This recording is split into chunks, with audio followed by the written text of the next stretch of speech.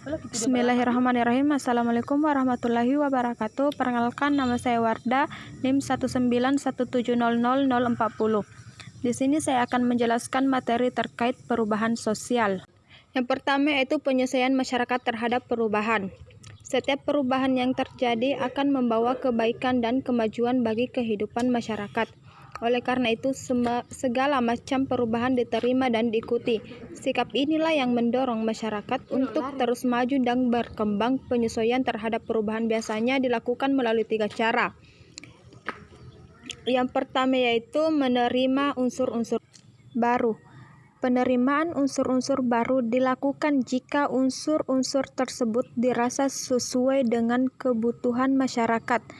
Proses penerimaan dilakukan tanpa adanya suatu penolakan. Sikap ini biasanya dimiliki oleh anak-anak muda yang mudah mengikuti perubahan yang ada. Contohnya perubahan tren rambut, model pakaian, mereknya game online, dan sebagainya. Yang kemudian kedua, melakukan asimilasi. Sikap penyesuaian dapat pula diwujudkan dalam proses pengasimilasian kebudayaan. Unsur-unsur dari luar diterima dan disesuaikan dengan kebudayaan lokal sehingga membentuk kebudayaan baru yang berbeda. Kebudayaan yang satu diresapi oleh kebudayaan lain, begitupun sebaliknya. Cita-cita, tujuan, sikap, serta nilai lambat laun melebur dan berkembang bersama melahirkan sesuatu yang baru, hasil tercampurnya kedua kebudayaan. Contoh cerita Mahabharata dan Ramayana saat ini. Cerita tersebut merupakan hasil asimilasi dari kebudayaan India yang bercampur dengan kebudayaan lokal, sehingga cerita tersebut sering dilakonkan pada kesenian wayang yang merupakan kebudayaan Indonesia. Kemudian yang ketiga, melakukan akomodasi.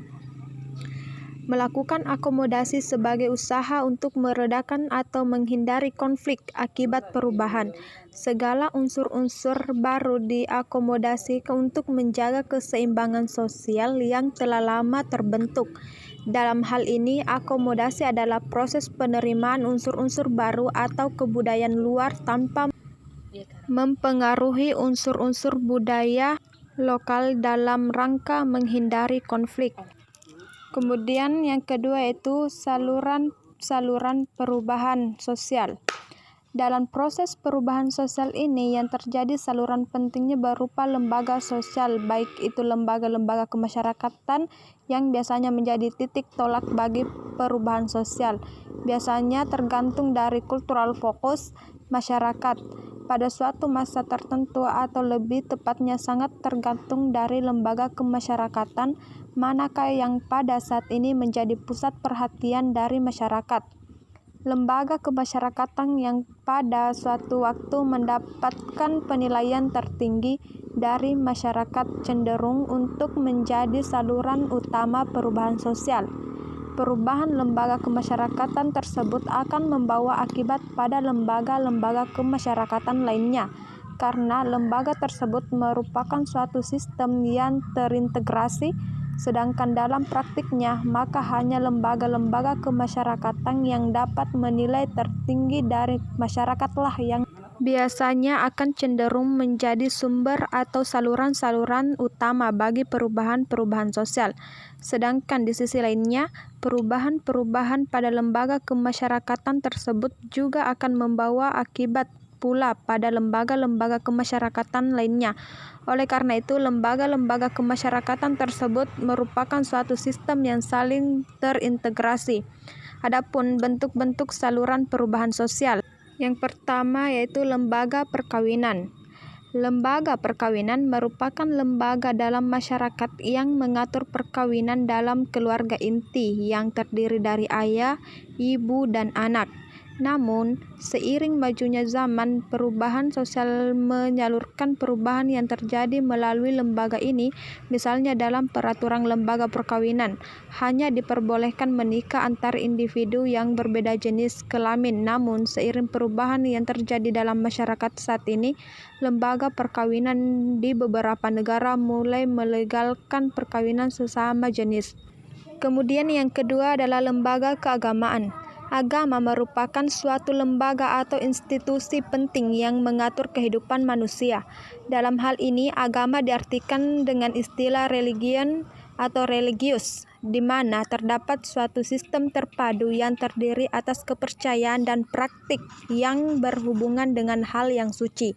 Kepercayaan dan praktik tersebut mempersatukan semua orang yang beriman ke dalam suatu komunikasi moral yang dinamakan umat.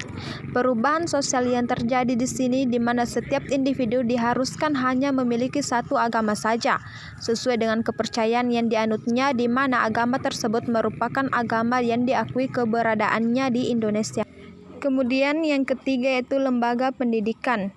Kebutuhan akan kedalaman pengetahuan dan pendidikan pada tiap masyarakat tentu berbeda, seperti pada masyarakat sederhana di mana pengetahuan dan keterampilan seseorang cukup dipantau diperoleh dari keluarga atau kerabatnya, yang umumnya pengetahuan yang berhubungan dengan cara mereka memenuhi kebutuhannya, yaitu berburu, menanam, mengelola binatang hasil buruan, yang dikenalnya pembagian kerja menurut keahlian dalam berbagai proses produksi, mendorong masyarakat untuk memperdalam pengetahuannya. Kemudian dibentuklah lembaga pendidikan formal sebagai pelengkap lembaga informal atau dalam keluarga. Kemudian yang keempat yaitu lembaga politik. Dalam setiap masyarakat, baik itu masyarakat kecil seperti keluarga, suku, hingga sebuah negara, membutuhkan orang-orang yang bertugas mengatur hubungan antara warga agar selaras. Kepada para pemimpin bangsa, khususnya yang diberikan kuasa untuk mengatur sekaligus memberikan sanksi terhadap tindakan anggotanya yang menyimpang. Dengan demikian, perubahan yang diinginkan atau yang direncanakan melalui agen perubahan atau agent of change, cara untuk mempengaruhi masyarakat dengan sistem yang teratur dan direncanakan terlebih dahulu, dinamakan rekayasa sosial atau perencanaan sosial. Contohnya, sejak pemerintah Sri Sultan Hamengkubuwono terjadi perubahan sistem pemerintahan di Keraton Yogyakarta. Sebagai akibatnya, peran para bangsawan berkurang, sebaliknya peran dukung menguat. Dan yang kelima yaitu lembaga ekonomi. Manusia membutuhkan lembaga yang mengatur kegiatan ekonomi seperti pembagian kerja, kegiatan produksi, distribusi, dan perdagangan. Lembaga ekonomi muncul sejak saat masyarakat mulai melakukan barter secara rutin, walaupun saat itu lembaga belum melakukan perannya secara kompleks. Perubahan sosial menggunakan lembaga ekonomi sebagai saluran perubahan, misalnya pada perubahan sosial yang tidak direncanakan atau tidak dikehendaki, di mana bertambahnya jumlah pengangguran di daerah pedesaan sebagai akibat dari perubahan sistem pertanian tradisional. Kemudian disorganisasi. Disorganisasi adalah gejala pergeseran nilai-nilai sosial serta melalui pudarnya keterikatan tatanan sosial dari suatu lembaga sosial yang mengakibatkan lunturnya nilai-nilai maupun norma-norma sosial, kemudian mengarah pada kekacauan atau perpecahan dalam kehidupan masyarakat. Disorganisasi adalah gejala yang timbul akibat pertemuan kebudayaan yang beragam sehingga mengancam integrasi pada institusi sosial yang melembaga di masyarakat. Kemudian disorganisasi adalah gejala dengan konsekuensi berupa munculnya nilai-nilai baru dalam organisasi sosial di masyarakat, di mana masyarakat tidak selalu berhasil melakukan penyesuaian dengan berbagai permasalahan sosial yang muncul pada tingkat individu maupun kelompok. Disorganisasi sosial adalah suatu proses berkelanjutan yang menunjukkan adanya tekanan-tekanan sosial serta ketegangan dari keseluruhan jaringan hubungan antar individu dengan nilai-nilai, dengan sikap, pola kebudayaan, serta kaidah masyarakat yang terintegrasi dalam sosial sistem atau sistem sosial.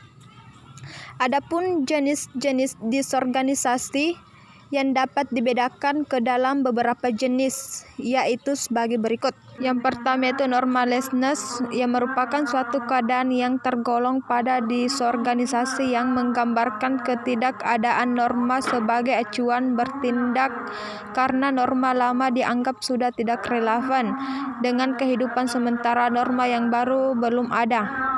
Kemudian yang kedua, kultural konflik, suatu disorganisasi yang menggambarkan keberadaan norma atau aturan yang dijadikan acuan untuk bertindak tetapi pada kenyataannya saling bertentangan dalam kehidupan masyarakat. Dan yang ketiga yaitu breakdown, merupakan suatu kondisi di mana pelanggaran dianggap sebagai sesuatu yang biasa di masyarakat. Bahkan dalam satu kondisi dianggap justru sebagai penghambat apabila masyarakat mengikuti aturan yang berlaku. Dan yang terakhir yaitu reorganisasi. Reorganisasi merupakan suatu proses pembentukan nilai atau norma baru agar terbentuk keserasian dalam tubuh organisasi yang telah mengalami perubahan. Reorganisasi adalah suatu upaya untuk menjaga perusahaan tetap hidup dengan mengubah struktur modalnya atau pemodalan ulang struktur modal dalam situasi ekonomi dan bisnis yang tidak mengembirakan. Perusahaan sering terpaksa harus bertahan dengan apa yang telah ada. Mungkin hanya itu yang dapat saya sampaikan. Mohon maaf jika ada kesalahan. Saya akhiri dengan ucapan wassalamualaikum warahmatullahi wabarakatuh.